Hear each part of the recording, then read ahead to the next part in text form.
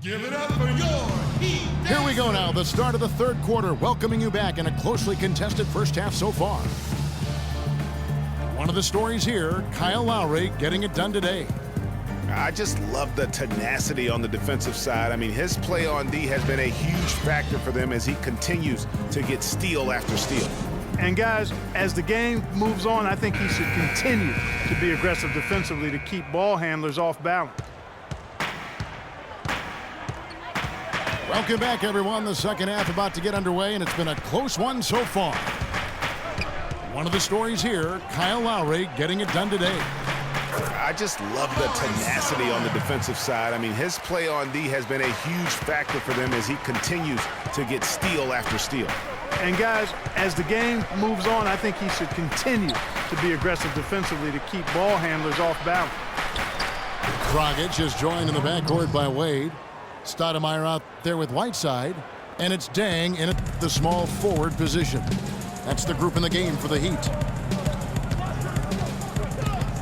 Thing about DeMar DeRozan, he came into the league fairly unpolished, struggled to handle the ball, created then his own shot, and but sometimes he would create for others too. Yeah. But he's settled down. You can see the growth. Yeah, and that's the one thing. You could see the physical talent was there in terms of him playing the two. The question was, could he make the commitment mentally to become a great player? Well, from what he's done the last few years, I would have to say he's definitely been able to do that. The Heat trail by 3, and the whistle blows. It's going to be on DeMar DeRozan. That is his first foul of the game. Man, it's close, but, you know, didn't get on balance quick enough. Yeah, and as quick as players are at this level, in this day and age, I mean, you've got to be perfect in your anticipation to draw the charge. Dragic with it. Lowry picks him up. And stolen by Scola. You know what? That passing lane wasn't open for long. He closed it down in a heartbeat there to get the steal. Yeah, how about the sharp steal and then run out? It looks like they're ready to put the hammer down. Well, we've been waiting for one of these teams, Greg, to pull away. Maybe that'll be a springboard for him. Could be. A dunk like that coming off a great defensive play has to build some momentum. And he gets the bucket.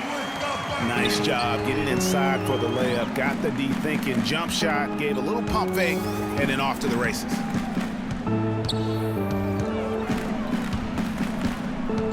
Now here's DeRozan. He's got 8. Pass to Scola. And it falls over the rim and in. And the Raptors lead by 5. You know, there's no better sign of how efficiently a team is operating than their assist numbers. And theirs are fantastic. Just beautiful when they play the game like this. Here's Dragic. Second shot opportunity. Foul call that time on the way up. That'll give him 2 chances at the free throw line here. And you know what? You allow a guy to get right to the rim like that. That's your only option. Yeah, exactly. I mean, free throws are always better than a layup, so I'd agree with you there, Greg. And Hassan Whiteside of Miami had the breakout year of all breakout years. Clark, he blew up in the right way last season, averaged a double-double over 48 games. Yeah, and great to see for Whiteside because he did have some issues prior to the breakout year, and it's nice to see him find his stride and produce with that awesome talent he has. 6 to shoot. Dishes to Joseph. And they force the shot clock violation. Great team. You know, sometimes the intensity of the game can lead to brain-neutral plays like that, guys.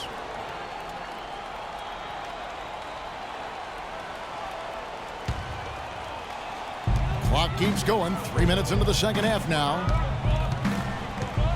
And talking about Whiteside, he isn't completely out of the woods yet. I mean, after a couple of ejections last season, his teammates publicly condemned his actions. They questioned his maturity, challenged him to be more reliable, and for the most part, he was after those incidents. That's good. Lowry's got the lead up to 5 now for the Raptors. Fantastic ball movement. They're picking them apart with their passing.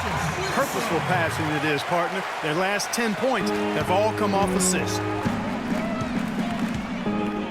And you know, the thing about Whiteside, guys, when he's right, he's an unbelievable game changer. Second in the league in blocked shots last season. Also posted the second best field goal percentage. The guy can play if he keeps his head squarely on his neck. And the basket by Scola. You know, with all the shots they've knocked down here in the second half, their field goal percentage has crossed the 50% mark. Yeah, and any team will take that excellent in terms of their efficiency. With his first shot attempt, Richardson no luck. Well, I tell you what, that's too good a look to pass up there. Even though it didn't go, that's one you got to take. No doubt that is within his range. Well, I would hope so. He's a pro, and it was only a one-footer. Come on now. Now here's Dragic. Winslow kicks to Johnson. Goes up the baseline. And it's going to be 2 free throws. Drew contact on the shot. They get Luis Scola. Joe Johnson. And I feel like there's a reason Joe Johnson has gotten a number of astronomical contracts. It's because he does everything for you. He's like one of those items you buy that touts everything you need, nothing you don't. Well, to me, that's Joe Johnson. Green, he's checked in for Miami. And then for Toronto. Biombo is checked in for Jonas Valanciunas. Patterson comes in for Luis Scola. And it's Ross in for James Johnson. Now here is Lowry. He's got 9. 5 to shoot. Good on the shot. Ross has got his second basket of the game. Clark, when you take a look at Joe Johnson, and if you were on a good team, a team that was contending for a championship, where ideally would you like him to be? Where would you slot him? I'd put him in that first or second scoring role because he's so good and scores so effortlessly. And at some point, I think he's going to hoist that Larry O'Brien trophy.